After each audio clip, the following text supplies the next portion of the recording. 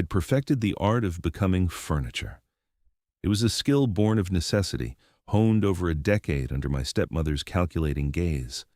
In a room of polished mahogany and gleaming silver, I was the forgotten footstool, the dusty book on a high shelf, the shadow in the corner that no one ever bothered to light. My existence was a quiet, gray thing, a watercolor painting left out in the rain until all its colors had bled into a uniform, unremarkable smudge. Elara, for goodness sake, make yourself useful or make yourself scarce. Lady Anya's voice, a confection of spun sugar for public consumption, was a shard of glass in the privacy of our home. Tonight was no different. The annual spring ball was in full swing, and our townhouse overflowed with the city's elite. My sister Livia was the centerpiece of it all, a perfect blossom of a girl, all ivory skin and rose gold hair, laughing as a coterie of admirers orbited her like eager planets. I, of course, was scarce. My designated corner was a small alcove behind a monstrous potted fern, partially obscured by a heavy velvet curtain. It afforded me a view of the ballroom's entrance, a sliver of glittering humanity, while rendering me almost entirely invisible. This was my prison and my sanctuary. From here, I could watch the world without the crushing obligation of participating in it. I could observe the intricate dance of society, the false smiles, the whispered gossip, the desperate, hungry ambition in the eyes of mothers with daughters to marry. My father, a man who had folded in on himself years ago, drifted through the crowd like a ghost, his spine having been surgically removed by his second wife's ambition. He would not meet my eye. He never did. To acknowledge me was to acknowledge his failure to protect me, a truth too burdensome for his weary shoulders. And so, I was forgotten by him too. It was simpler for everyone. Livia, to her credit, was not malicious. She was simply oblivious, wrapped in the warm, flattering glow of her own beauty and charm. She lived in a world of sunlight, and I, her half-sister, was a creature of the shadows. We occupied the same house but lived in different universes. She would occasionally remember my existence with a flutter of guilt, offering me a cast-off ribbon or a kind, pitying smile that stung more than any insult. "Oh, Elara, you should come and dance," she would say, knowing full well I had not been taught, had not been given a dress suitable for dancing, had not been invited into the light. So I remained in my alcove, a book of architectural histories open on my lap, its pages a secret comfort. The solid, beautiful logic of flying buttresses and Doric columns was a balm to my chaotic inner world. Buildings made sense. Their foundations were honest. Their structures declared their purpose. They did not lie or preen or cast you into the shadows. They simply were. I traced the lines of a cathedral spire with my finger, losing myself in the elegant mathematics of its design, a world away from the cloying scent of lilies and the sharp, brittle sound of forced laughter. It was then that the atmosphere in the ballroom shifted, a subtle change, like a drop in barometric pressure before a storm. The cheerful cacophony of conversation did not cease, but it faltered, its rhythm disrupted. A current of awareness, of tension, rippled through the room. I peered through the fronds of the fern. He had arrived. The Duke of Alresford. Alaric, a name spoken in hushed, reverent tones throughout the capital. He was a creature of myth as much as a man. Impossibly wealthy, unassailably powerful, and fiercely reclusive since a family tragedy years ago had driven him from society. His attendance at any event was a rarity. His attendance at our comparatively modest ball was an impossibility. And yet, there he stood. He was not handsome in the way the young dandies flocking around Livia were. Theirs was a smooth, polished beauty. His was a face carved from granite, all hard lines and stark angles. He was taller than any other man in the room, dressed in severe, immaculate black that seemed to absorb the light around him. His hair was dark, his eyes darker still, and his expression was one of absolute, unbreachable stillness. He moved with a heavy, deliberate grace, and the crowd parted before him like the Red Sea. My stepmother was on him in an instant, her smile a predatory rictus, her voice dripping honeyed poison. "Your Grace, what an unexpected, what an absolute delight! Our humble home is honored beyond measure." The Duke inclined his head, a gesture so minimal it was almost an insult. His gaze swept the room, dismissive and cold. It passed over the glittering chandeliers, the groaning buffet tables, the hopeful, simpering faces of the debutantes. It passed over Livia, who had gone charmingly pink with excitement. His eyes, cool and analytical, took in the entire scene, and I saw, with a strange lurch in my gut, a flicker of profound boredom. He looked like a man surveying a cage full of brightly colored, uninteresting birds, and then his gaze stopped. It snagged, it caught, it fixed. On my corner, on my alcove, on me. For a heart-stopping moment, I thought I was mistaken. He must be looking at the fern, or the curtain, or some point on the wall just beyond my head. People did not look at me. It was a fundamental law of my universe. But his eyes did not move. They were dark, intense, and unnervingly perceptive, and they were aimed directly at me, a girl in a plain gray dress half hidden behind a plant. Panic, cold and sharp, pierced the dull armor of my resignation. I felt a blush crawl up my neck, a hot, shameful wave of visibility. I wanted to shrink, to dissolve, to become one with the shadows. I looked down at my book, praying that if I did not meet his gaze, he would cease to exist, that I would cease to exist to him. The murmurings around me grew louder. My stepmother's saccharine voice had a frantic edge. "Your Grace, my daughter, Livia. She has been so looking forward to—" But the Duke was not listening. He took a step, and another. He began to move through the crowd, not towards the radiant Livia, not towards the champagne fountain, not towards my father. He moved with an unnerving, undeniable purpose directly towards my hiding place. The whispers followed him, a confused, rustling wake. Every instinct screamed at me to flee. But where would I go? I was trapped, pinned by the sheer force of his attention. The room held its breath. My heart hammered against my ribs like a trapped bird. He was a force of nature, a glacier carving a path through the landscape of the ballroom, and I was the small, insignificant stone in his path. He stopped less than 3 feet from the fern. He was even taller up close, a looming, dark presence that blotted out the light and the noise of the party. I could smell the faint, clean scent of starch and winter air. He ignored my stepmother, who had scurried after him, her face a mask of bewildered fury. He ignored Livia, whose pretty mouth hung open in surprise. His gaze dropped from my face to the book in my hands. His voice, when it came, was a low, resonant baritone that vibrated through the sudden silence. It was not cold, as I had expected. It was precise. Palladian Principles in Post-War Reconstruction, he said, reading the title. It was not a question. It was a statement of fact. I could not find my voice. I could only nod, a jerky, terrified motion. He looked back at my face, and his eyes, which had seemed so hard from a distance, held a startling intelligence. A flicker of something I could not name. Not pity, not amusement, something else entirely, passed across his features. "An interesting choice for a ballroom," he observed. My stepmother finally found her voice, sharp and brittle. "Elara, what are you doing? The Duke is speaking to you. Put that ridiculous book away. Your Grace, you must forgive her. She is quiet, not one for society." The implication was clear. She is defective. Pay her no mind. The Duke's eyes remained on me. "I find I am not much one for society myself," he said, his voice flat, yet the words landed like a perfectly aimed stone, silencing my stepmother instantly.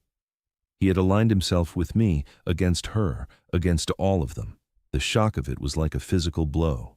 He extended a gloved hand, not to me, but towards the book.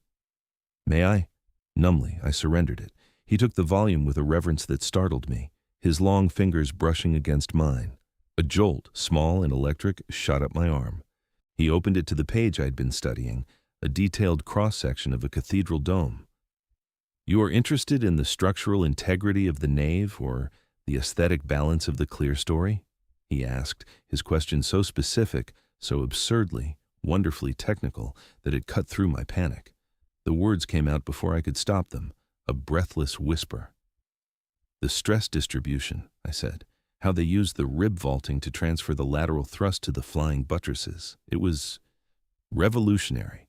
A near smile touched the corner of his severe mouth. It was a devastatingly effective expression, transforming his face for a fraction of a second. Indeed, he said, a frozen explosion of mathematics. Most people just see the pretty windows. He looked up from the book, his gaze holding mine. In that moment, the noisy, glittering ballroom ceased to exist. There was only the quiet space between us, filled with the silent shared language of stress vectors and foundational integrity. For the first time in my life, I felt seen. Not as a shadow, not as a burden, not as a plain, quiet girl in a gray dress, but as a mind, an equal. I am rebuilding the west wing of Alresford Hall, he said, his voice dropping lower for my ears alone. It has been in ruins for 20 years. The foundations are a complex problem. He handed the book back to me. I have an extensive architectural library. You might find it of interest. It was not an invitation. It was a statement of future fact. Before I could process it, before I could form a reply, he straightened up, turning to face my stunned stepmother. Lady Anya, he said, his voice once again cool and formal. Thank you for your hospitality. I find myself suddenly fatigued. And with that, he turned and walked out, leaving a crater of stunned silence in his wake. He had come to a ball overflowing with the most beautiful and eligible women in the city, spoken to no one but the girl in the corner about structural engineering, and then left. It was a declaration of war on social convention, and I, somehow, was the territory over which it was being fought. I clutched my book to my chest, its solid weight a grounding presence. My carefully constructed world of invisibility had been shattered. The Duke of Alresford had lit a candle in my shadow, and I was terrified of the light. The aftermath of the Duke's visit was a quiet, simmering storm. Lady Anya did not scream. She was too clever for that. Her cruelty was a stiletto, not a battle axe, wielded in the quiet moments when no one else was watching. Her fury manifested as a chilling silence directed at me, a refusal to acknowledge my presence that was somehow more damning than her usual verbal barbs. I had become something worse than invisible. I was a contaminant, a disruption to her carefully orchestrated social ascent. You have made a fool of me, Elara, she hissed 2 days later, cornering me in the hallway outside the kitchens. Her fingers dug into my arm, her nails like tiny, sharp claws. You and your pathetic, dusty books.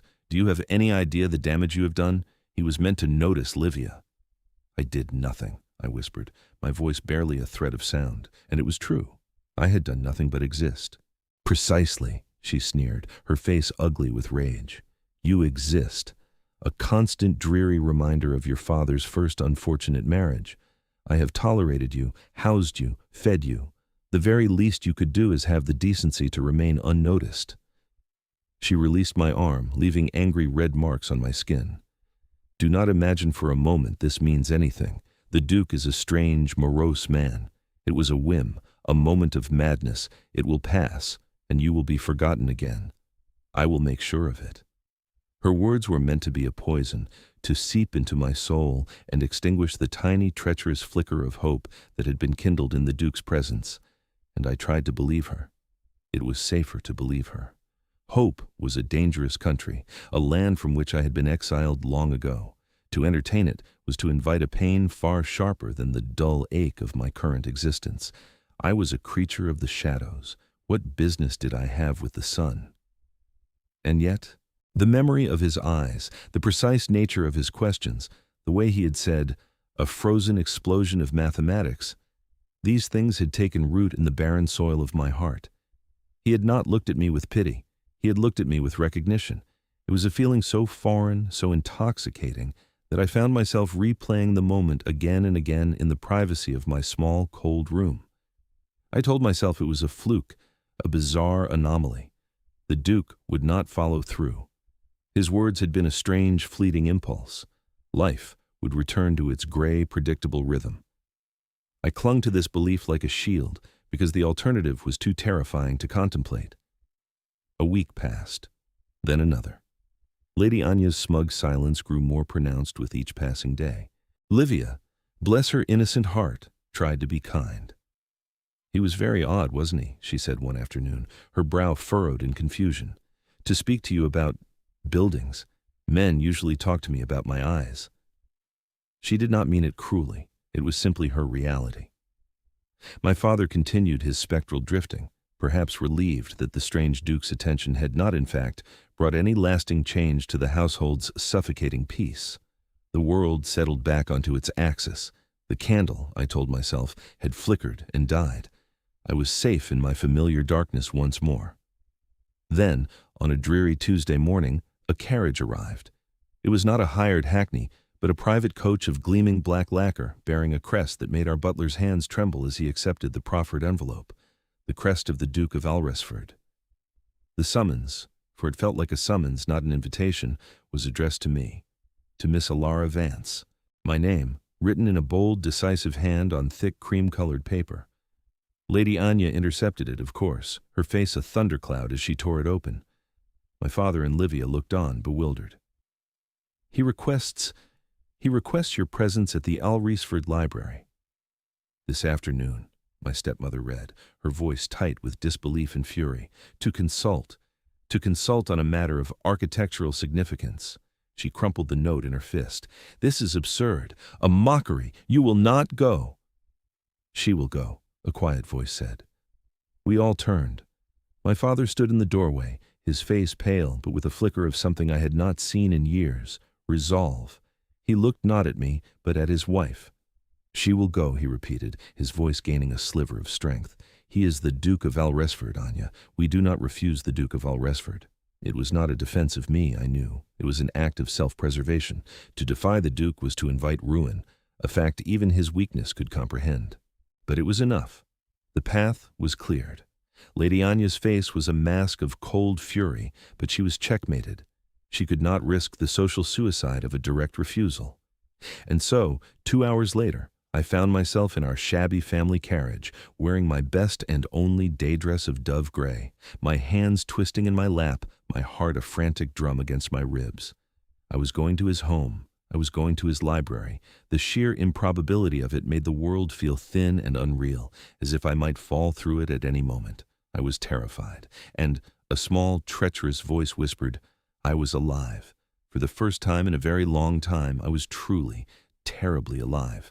Alresford Hall was less a house and more a small stone kingdom. It sat in its vast parkland with an ancient brooding authority. As we approached, I saw the source of the Duke's problem. The west wing was a ruin, a gaping wound in the side of the otherwise perfect Jacobean mansion. Half of it was simply gone, a collapsed jumble of stone and charred timber, open to the sky. A scar. A memorial. I was met at the door not by the Duke, but by a severe, gray-haired woman in a housekeeper's uniform who introduced herself as Mrs. Gable. Her expression was as starched as her apron, but her eyes were surprisingly kind as they took in my plain dress and nervous demeanor. Miss Vance, she said, her voice calm and steady, His Grace is expecting you. This way, please. She led me through halls that echoed with a profound monastic silence. There were no frivolous decorations, no clutter, just dark wood, polished stone, and portraits of stern-faced ancestors who watched me pass with disapproving eyes. It was a house that felt like its master, severe, guarded, and haunted by the past. The library was at the heart of the house. It was 2 stories high, a vast cathedral-like space lined from floor to ceiling with books. A rolling ladder snaked along the shelves, and a fire crackled in a fireplace large enough to roast an ox. The air smelled of old paper, leather, and beeswax. It was the most beautiful room I had ever seen. And there he was. He stood by a large table in the center of the room, his back to me, poring over a massive unrolled blueprint. He was not dressed in formal black, but in a simple white shirt, with the sleeves rolled up to the elbows, revealing strong, capable forearms. He looked less like a duke and more like a scholar, an architect himself. Your Grace, Mrs. Gable announced softly. He turned. For a moment his face remained a mask of concentration, then recognition dawned. The severity softened just a fraction. Miss Vance, thank you for coming. Your Grace, I managed, my voice a squeak. I curtsied, a clumsy, unpracticed movement. He gestured to the table, dismissing my awkwardness. Please. I approached the table with hesitant steps. It was covered in drawings, sketches, and heavy books on engineering and stonemasonry. It was the landscape of his mind, laid bare. He had not been lying. He was truly consumed by this project. "My apologies for the unconventional invitation," he said, his eyes on the blueprint. "I find conventional methods of acquaintance to be inefficient." "It is no trouble, Your Grace," I murmured. He looked up then, his gaze direct and penetrating. "I suspect it was a great deal of trouble. For that, I am truly sorry. It was not my intention to cause you distress within your family." The unexpected, direct apology disarmed me completely. "How could you know?" I asked before I could stop myself. A wry, almost bitter expression crossed his face. "I am an expert in difficult family dynamics," he said, the words weighted with unspoken history. "And I am observant. I saw where they put you, behind the fern." He said it not with pity, but as a statement of fact, a piece of data he had collected. He tapped a finger on the blueprint. "This is the problem," he said, his voice all business now, a clear and welcome shift in topic. "The original foundation on the west side was built over a subterranean spring.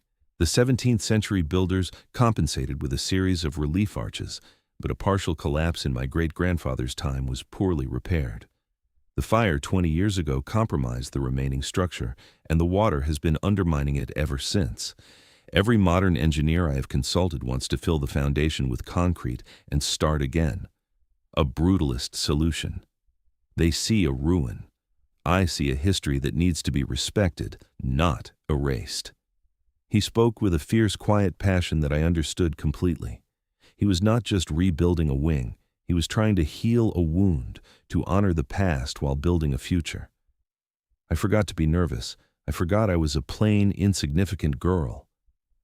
I leaned over the table, my mind alight. "But the water pressure would be immense," I said, tracing the lines of the foundation with my finger. "You would need to divert the spring, not just block it. And a concrete slab would put too much uniform stress on the surviving Jacobean stonework. It needs to breathe. It needs to settle." He looked at me, and the world stopped. The near smile was back, but this time it lingered. It was as if a shutter had opened, letting out a startling amount of light. "Exactly," he said, his voice low and filled with a strange, resonant satisfaction. "It needs to breathe." For the next 2 hours, we spoke of nothing but stone and water, of stress and support, of history and hope. We barely looked at each other, our attention focused on the papers between us, our hands sometimes brushing as we pointed to the same detail.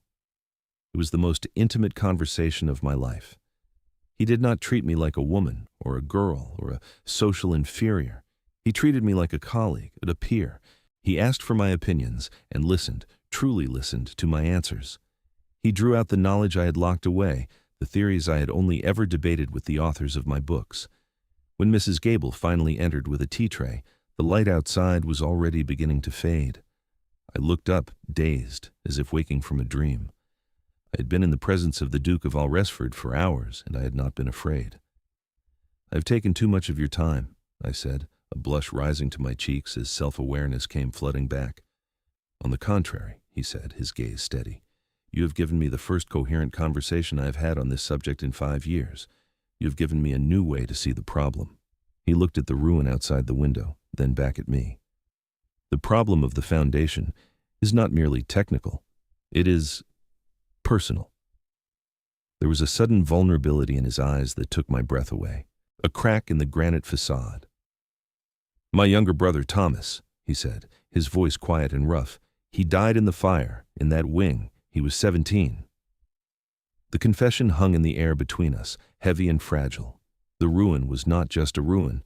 It was a grave, a monument to his grief. My heart ached for him, for the lonely, powerful man who had been trying to rebuild his brother's tomb for 20 years. "I'm so sorry," I whispered. It felt like a hopelessly inadequate phrase. He gave a short, sharp nod, his composure regained. But the wall between us had been breached. He had shown me his wound, and in doing so, had trusted me in a way that went far beyond architectural drawings. He saw the world in terms of structure, and he had just shown me the broken foundation of his own life. As I finally departed in my family's carriage, clutching a roll of blueprints he had insisted I take home to study, I knew my stepmother had been wrong. This was not a whim. It was something else entirely, something terrifying and exhilarating. The Duke of Alresford had not just lit a candle in my shadow. He had handed me a lantern and invited me to walk with him through the dark, and I knew with a certainty that both thrilled and frightened me that I would follow. The blueprints became my secret world. In the cramped confines of my room, I unrolled them on the floor, their crisp paper a map to a land where I was not invisible. I spent hours with them, my candle burning late into the night, my mind whirring with calculations and possibilities. I redrew sections, made notes in the margins, and sketched out alternative systems for buttressing the weakened walls. I was not merely solving an engineering problem. I was engaging in a silent, exhilarating dialogue with the Duke. We met twice more that week, always in the grand, quiet sanctuary of his library. Our meetings followed a new, comfortable pattern. Mrs. Gable would show me in, her expression softening with each visit. The Duke and I would dispense with pleasantries and dive immediately into the work, our heads bent together over the table. The world outside, with its cruel hierarchies and shallow judgments, would melt away. There was only the shared, focused intensity of our task. During our third meeting, he revealed another piece of himself. We were debating the merits of using iron ties versus new stone pinning to secure a precarious archway. I argued for the stone, citing the risk of rust and expansion from the iron over the next century. "You think in centuries, Miss Vance," he noted, a hint of admiration in his voice. "Buildings should be built to last," I replied simply. "Their purpose is to endure." He grew quiet, his gaze distant. My father did not believe in endurance. He believed in sealing things away.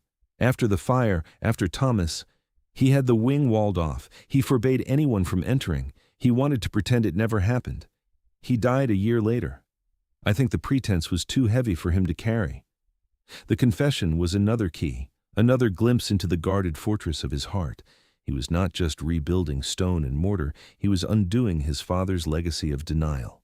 He was choosing to face the grief that his father had tried to bury. "Sometimes," I said softly, my eyes on the drawing of the broken arch, "the most compassionate act is to rebuild, not to seal away, to let the light in again." His hand, which was resting on the table near mine, shifted. His fingers brushed against my own. It was the briefest of touches, a fleeting moment of contact, but it sent a shockwave through my system. It was not accidental. It was a deliberate, quiet acknowledgement, a confirmation that we were speaking of more than just architecture. I did not pull my hand away. For a long, breathless moment, we stayed like that, connected by a point of contact no larger than a coin, the silence in the vast library charged with unspoken meaning. When he finally withdrew his hand, the air felt cooler. My life settled into a strange duality. By day, in my stepmother's house, I was still the gray, silent girl, the inconvenient ghost. I endured Lady Anya's icy glares and veiled threats. She had escalated her campaign, arranging for a string of brutish, undesirable suitors to call, hoping to marry me off to the first one who would take me and thus remove the Duke's interest. One, a portly baron with a wet mouth and a wandering eye, cornered me in the garden. I fled, my heart pounding, and locked myself in my room until he was gone. But in the afternoons, I would escape to Alresford Hall, and I would become a different person. I would become Elara Vance, architectural consultant, a woman with ideas, with a voice, with value. The Duke and I never spoke of the boorish baron or my stepmother's machinations. Our world was the library. Our language was that of structure and design. But he knew. I could see it in the way his jaw tightened when he saw the faint bruise on my arm from where the baron had grabbed me, a mark I had tried to hide with my sleeve. He said nothing, but he sent me home that day with a particularly rare and heavy volume on defensive fortifications. The message was clear. The change in me was subtle at first, then undeniable. The perpetual stoop in my shoulders began to lessen. My voice, when I spoke, was firmer. I started meeting my stepmother's gaze, not with defiance, but with a calm, steady neutrality that infuriated her more than any argument. I had a secret harbor, a place where I was valued, and it gave me an anchor in the stormy sea of my home life. Livia noticed. "You seem different, Elara," she said one evening, watching me as I neatly catalogued the notes I had taken. "Happier." There was a note of genuine surprise in her voice. "I have a project," I said, which was the truth, if not the whole truth. "The Duke's dusty old house?" She wrinkled her perfect nose. "It all seems very dull. But if it makes you happy—" She trailed off, distracted by the challenge of choosing between 2 silk ribbons for the next night's soiree. We still lived in different universes, but for the first time, she seemed to acknowledge that mine might have its own sun. The true turning point, the moment I knew there was no going back, came during a sudden downpour. I had stayed later than usual, and a fierce spring storm had broken over the valley. The journey home was impossible. Mrs. Gable insisted I stay for dinner, her quiet authority leaving no room for argument. Dinner was a quiet affair in a small, private dining room, just the two of us. The cavernous formality of the house was replaced by an unexpected intimacy. The firelight danced on the silverware, and the rain beat a steady rhythm against the window panes. We spoke little, but the silence was comfortable, companionable. After the meal, he did not suggest we return to the library. Instead, he led me to a small sitting room, dominated by a single large portrait over the mantelpiece. It was a painting of 2 boys. One was a younger, brighter version of the Duke, perhaps 19 or 20. The other was a boy of 16 or 17, with the same dark hair but a face full of laughter and light, his arm slung around his older brother's shoulders. "Thomas. He was the brilliant one," Alaric said softly, his voice thick with memory. "The light. I was always the shadow, the serious one, the heir. He was the one who was meant to be happy." He stood before the portrait, his back to me, but I could see the tension in his shoulders, the rigid set of his spine. He was exposed, vulnerable, stripped of his ducal authority. He was just a man mourning his brother. "He loved that wing of the house," he continued, his voice rough. "He used to climb out onto the roof to watch the sunrise. He said it had the best view. He was up there when the fire started." I wept, not loud, racking sobs, but silent, hot tears that streamed down my face. I wept for the laughing boy in the painting and for the sad, lonely man who was left behind to carry the weight of his memory. My heart broke for him. I crossed the room and stood beside him, not touching, just sharing the space, sharing the grief that radiated from him like a cold fire. I did not offer empty platitudes. I just stood with him in the silence, a quiet witness to his pain. After a long time, he turned his head and looked at me. His eyes were dark with unshed tears. He reached out and, with a startling gentleness, brushed a tear from my cheek with his thumb. His touch was warm, his skin slightly rough. It was the most profound gesture of intimacy I had ever known. "Thank you, Elara," he whispered. He had used my name, my first name. Not Miss Vance, Elara. The sound of it on his lips was a revelation. In that moment, I knew I was lost. The careful walls I had built around my own heart, the fear of hope, the resignation, they all crumbled to dust. I was in love with him. Not with the Duke, but with Alaric. The man who loved his brother, who saw the world in structure and history, who had looked into my shadows and seen not a defect, but a person. The storm outside raged on, but inside that small, quiet room, something had irrevocably settled. The foundation had been laid. My stepmother, sensing a shift she could not control, grew desperate. The suitor she had chosen for me, a brutish, land-rich brute named Sir Gideon, became a fixture in our house. Lady Anya had decided that a swift, forced marriage was the only way to sever my connection to the Duke. Sir Gideon was her weapon, and he wielded his presence like a club. He followed me, made lewd comments just out of my father's earshot, and treated me with the proprietary air of a man inspecting livestock he was about to purchase. My protests were dismissed by Lady Anya as girlish hysterics. My father, seeing the thunder on his wife's face, retreated further into his shell of non-confrontation. I was trapped. The day Lady Anya announced my betrothal was a cold, gray morning that matched the state of my soul. It was a lie, of course. I had not agreed. But she made the announcement at the breakfast table with Sir Gideon present, his beefy hand closing over mine in a gesture of ownership. It was a public declaration designed to make denial impossible. "We are all so thrilled, my dear," Lady Anya said, her smile a slash of triumph. Sir Gideon has been most generous in his settlements. He's so eager to take you off our hands, to begin your new life in the country." The threat was clear. She was exiling me, sending me far from the city, far from Alresford Hall. Panic, cold and absolute, seized me.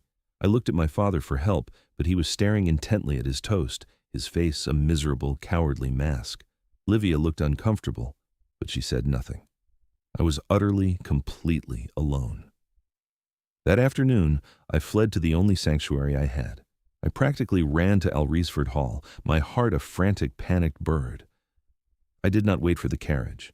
I walked, heedless of the mud that spattered my hem, driven by a terror that lent strength to my limbs. When Mrs. Gable opened the door, she took one look at my wild eyes and tear-streaked face, and her professional facade crumbled. "Oh, you poor dear," she murmured, hustling me inside. "His Grace is in the West Wing. Come."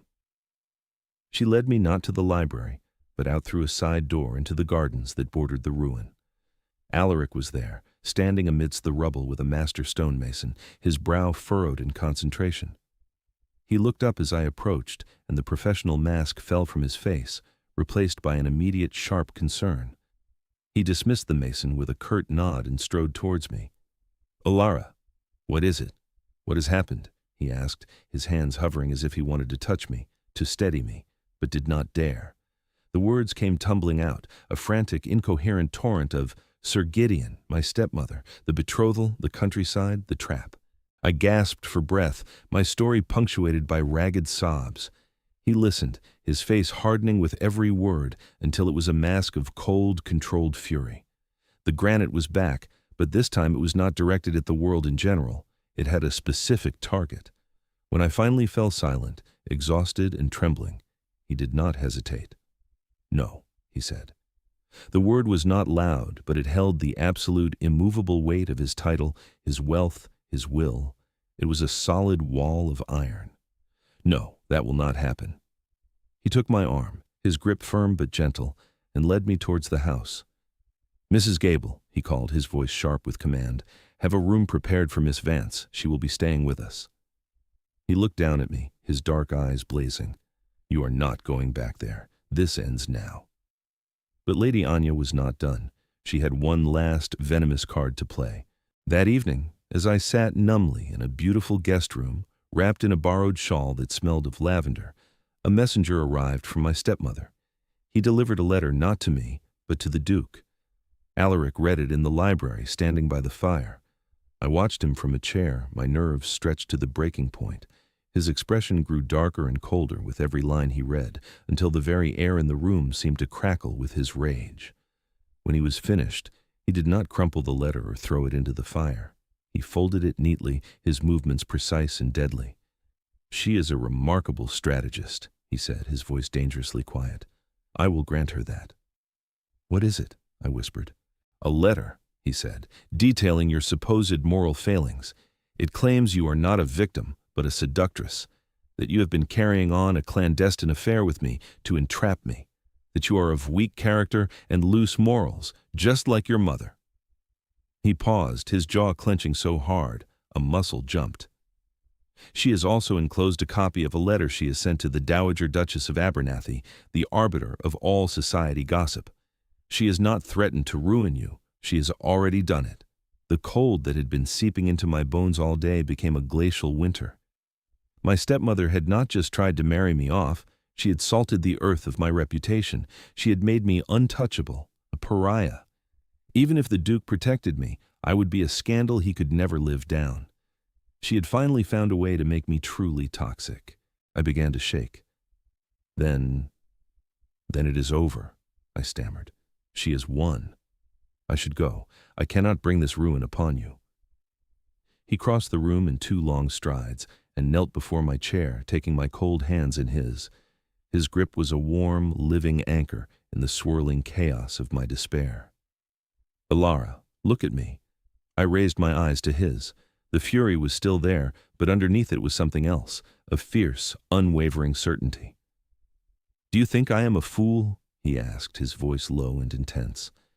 "Do you think I would be swayed by the desperate lies of a venomous woman? Do you think I care for the gossip of old crones?" He shook his head, a small, sharp movement. Her mistake was in assuming I play by her rules. I do not. We will not react to her attack. We will preempt it. We will choose the battlefield, and we will choose the time. He stood, pulling me up with him. He was no longer just the scholar, the mourner, the architect. He was the Duke of Alresford, a man who commanded armies and fortunes, and he was finally going to war. "She threatened you with a shameful family secret, did she not?" he asked. "To ruin your social standing?" I nodded numbly. "My mother. She was a merchant's daughter. My father married her for love, not status. Lady Anya has always held it over him, over me." A grim smile touched Alaric's lips. "A merchant's daughter? How horrifying." He walked to his desk and began to write. "My investigation into your family's finances, which I commissioned the day Sir Gideon first darkened your door, has revealed something far more interesting. Your mother's father was not just a merchant, he was a co-founder of the East India shipping line. When he died, he left his daughter, your mother, a controlling interest in the company, an inheritance your father was too weak to claim, and that your stepmother has been systematically siphoning off for years to fund her social climbing." The room tilted. I was not just the daughter of a merchant's daughter, I was an heiress. My poverty, my dependency, it had all been a lie, a cage built by my stepmother's greed. "Tomorrow evening," Alaric said, sanding the letter he had written, "I'm hosting a small private dinner for you, me, your father, your sister, and Lady Anya. She will come. She will not be able to resist the opportunity to see what she believes will be my rejection of you." He looked at me, his eyes burning with a protective fire that warmed me to my very soul. "And we will dismantle her, piece by piece, with the truth. You will not be a victim in this story, Elara. You will be the victor." The next evening, the air in the Duke's small dining room was thick with tension. It was the same room where he and I had shared that quiet, transformative meal, but tonight it felt like an arena. Lady Anya was dressed in her finest silks, her face alight with triumphant malice. She believed she was here to witness my final humiliation. My father looked ill, his face gray and beaded with sweat. Livia was pale and confused, her eyes darting between my stepmother and me. I sat beside Alaric, my hands clasped tightly in my lap. He had insisted I wear a new gown of deep sapphire velvet that he had somehow procured, a color that made my gray dress feel like a relic from another lifetime. It was armor. He had given me armor. The meal was an exercise in exquisite torture. Alaric was a perfect, chillingly polite host. He spoke of inconsequential things, the weather, the opera, his voice calm and even, while my stepmother preened and my father shrank. Finally, as the dessert plates were cleared, Alaric placed his napkin on the table. The small sound echoed like a gunshot. "Lady Anya," he began, his voice dropping to a conversational tone that was more menacing than any shout, "I received your letter. It was illuminating." My stepmother's eyes glittered. "I felt it was my duty, Your Grace, to warn you. Elara has always been imaginative." "Indeed," Alaric said smoothly. "You, on the other hand, seem to have a remarkable gift for finance. I was just reviewing the accounts of the East India shipping line, specifically the shares held in the name of the late Eleanor Vance, née Cartwright." The color drained from my stepmother's face. My father made a small choking sound. Alaric continued, his voice a relentless surgical instrument. "It seems a substantial fortune has been diverted over the last 17 years into accounts funding, among other things, this London house, your gowns, your jewels, your daughter's dowry, a fortune that by rights belongs to Elara." He produced a sheaf of papers from his jacket and laid them on the table. "My lawyers have been very busy. It is all here. Embezzlement is such an ugly word, is it not?" Lady Anya stared at the papers, her mouth opening and closing like a fish. "Lies," she hissed, her voice a ragged shred of its former poise.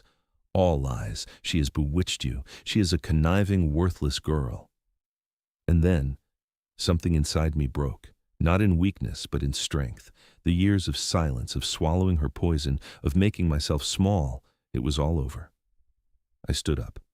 "No," I said, and my voice did not tremble. It was clear and strong and filled the silent room. I am not worthless. I looked at the woman who had tormented me for a decade. You built your entire life on a foundation of lies and cruelty.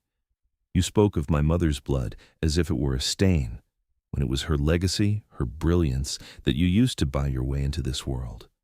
You called me plain and quiet and in the way, because my very existence was a threat to your theft. You tried to sell me like cattle to be rid of me.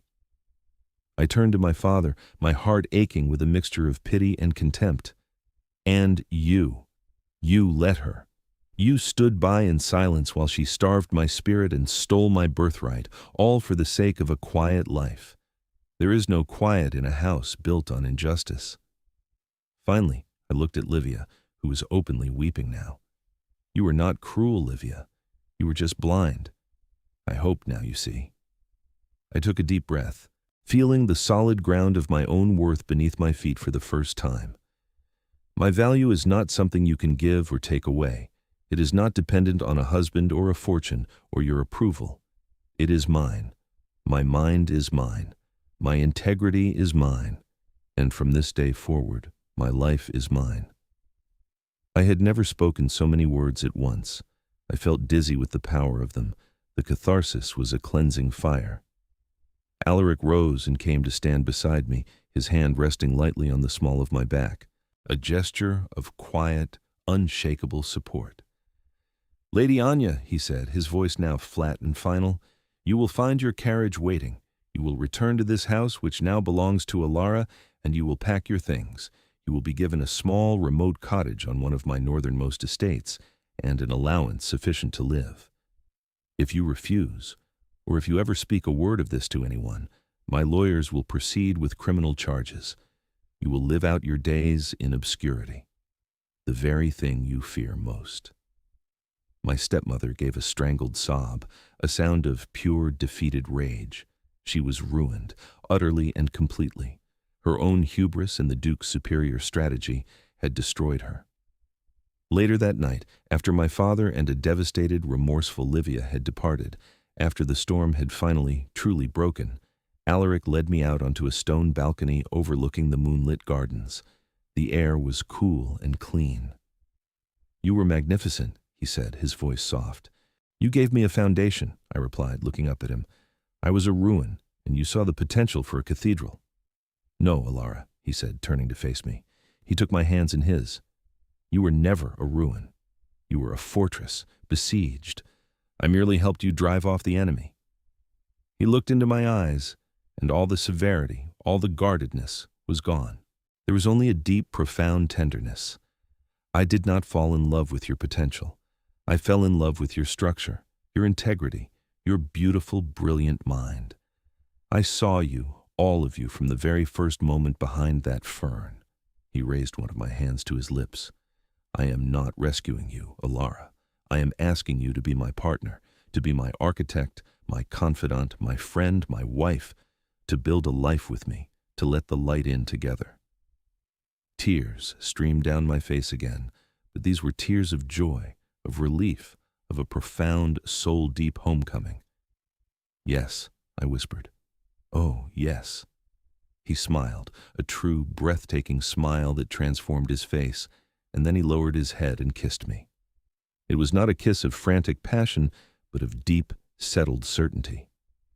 It was the end of a very long winter, the first ray of a sun I never thought I would see. It was the feeling of a perfect, load-bearing arch settling into place, strong and true and built to last for centuries. Epilogue. 1 year later. The west wing of Alresford Hall was no longer a ruin. It was a soaring masterpiece of glass and light, a seamless marriage of Jacobean history and modern, elegant design. At its heart was a new library, even larger and more beautiful than the one in the main house, its windows open to the sunrise. My library.